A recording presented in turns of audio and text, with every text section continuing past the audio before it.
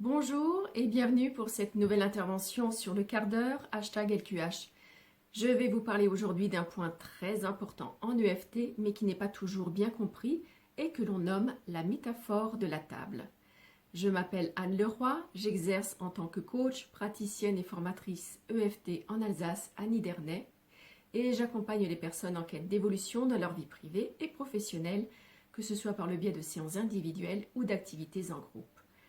J'entends régulièrement des personnes dire que l'EFT ne fonctionne pas ou pas suffisamment, que les effets sont à peine perceptibles. La première question à poser pour trouver d'où vient ce manque d'efficacité est: avez-vous travaillé sur des événements spécifiques pour vous libérer de votre problème? Tout d'abord, je vous rappelle ce qu'est l'EFT. L'acronyme EFT signifie Emotional Freedom Techniques, technique de libération émotionnelle. L'EFT est donc une technique de libération émotionnelle mise au point au milieu des années 90 par l'américain Gary Craig. Le principe est simple. On se connecte à un problème en parlant et on tapote en même temps sur des points d'acupuncture qui sont situés sur la main, la tête et le haut du corps. L'objectif est de permettre à l'énergie bloquée par des chaos émotionnels de circuler de nouveau. Comme je l'expliquais dans ma vidéo « Les avantages à se former à l'EFT » en février dernier, il est indispensable de découper chaque problème général ou global en petits morceaux qui correspondent à des scènes bien précises d'événements qui se sont produits dans le passé. La métaphore de la table représente ce principe de découpage d'un problème général en événements spécifiques. Mais pourquoi découper? Comme je le disais en préambule, une approche globale donne très peu de résultats et on peut alors avoir l'impression que l'EFT ne fonctionne pas. Voici quelques exemples de phrases illustrant ce qu'est une approche globale. Même si je me sens rejeté et ça me rend malheureux, je m'accepte profondément et complètement. Même si j'ai du mal à faire confiance aux gens, je m'accepte profondément et complètement, etc. Même si je ne mérite pas d'être heureux, même si j'attire toujours le mauvais partenaire, même si je n'ai pas confiance en moi, même si j'ai peur de parler en public, etc. Rien de mieux que d'expliquer ce concept essentiel en images avec des exemples. Vous savez tous comment est construite une table, un plateau et des pieds. Jusque-là, rien de bien nouveau. Bien que vous pouvez voir sur mon exemple qu'une table peut posséder plus de 4 pieds. En EFT, nous considérons que le plateau représente le problème général et que les pieds, quant à eux, représentent les événements spécifiques. Ce sont des scènes bien précises en lien avec le problème. Tout d'abord, celle qui a construit le problème, en général dans la toute petite enfance, et celles qui ont suivi et qui continuent de se produire.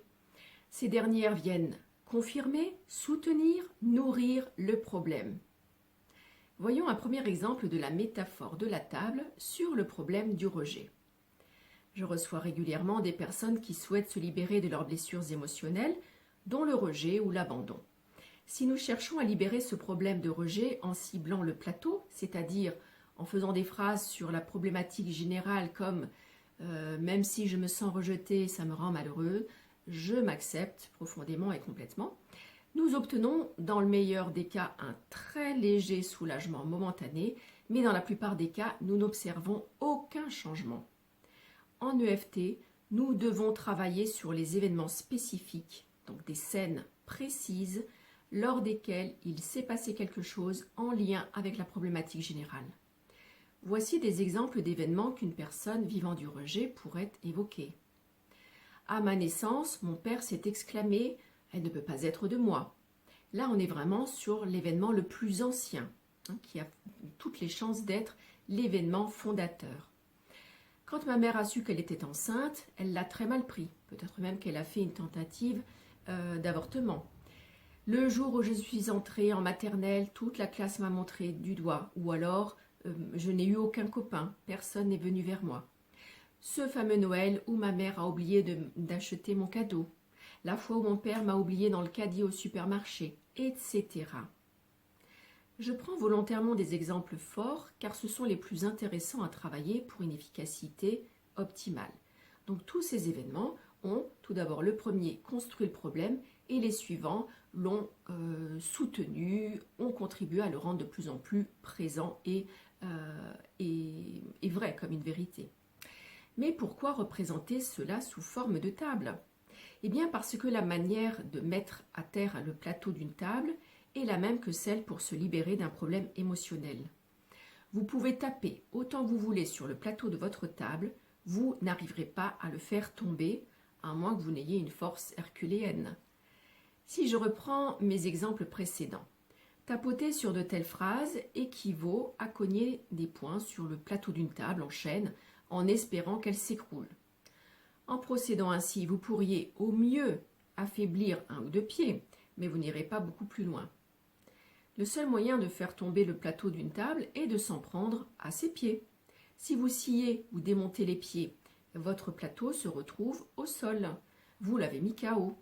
Ainsi, lorsque nous travaillons scène par scène, nous déconstruisons progressivement le problème en l'affaiblissant pied par pied jusqu'à ce que le nombre de pieds restants soit insuffisant pour continuer à soutenir le plateau, c'est-à-dire le problème de départ.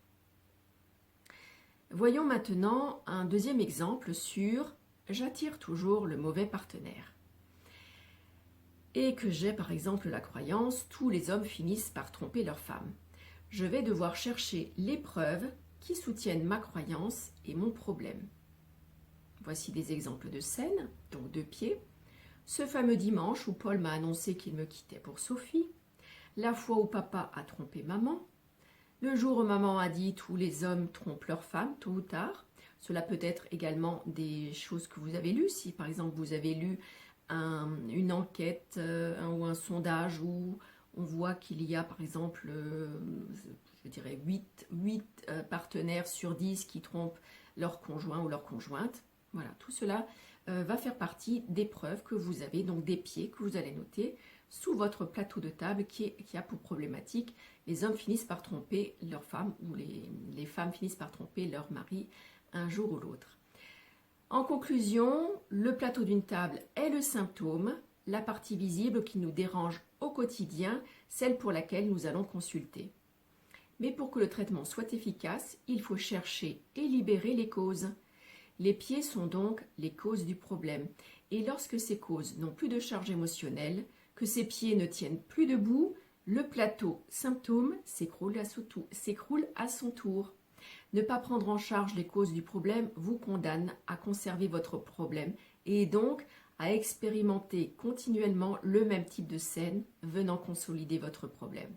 Si je reprends l'exemple « tous les hommes finissent par tromper leur femme » et que je ne travaille pas sur les événements spécifiques qui ont construit puis entretenu ma croyance, je vais continuer à attirer des hommes qui vont me faire subir l'infidélité.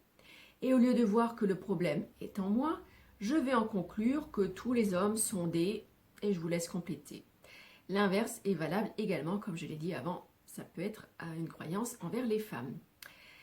Pour notre prochain rendez-vous bien-être du quart d'heure, je vous retrouve le lundi 30 mai à 13 h pour vous parler des peurs en EFT, une intervention qui sera dans la continuité de ce que je vous ai présenté aujourd'hui. En attendant, je vous souhaite un joli mois de mai. Merci pour votre écoute et à bientôt.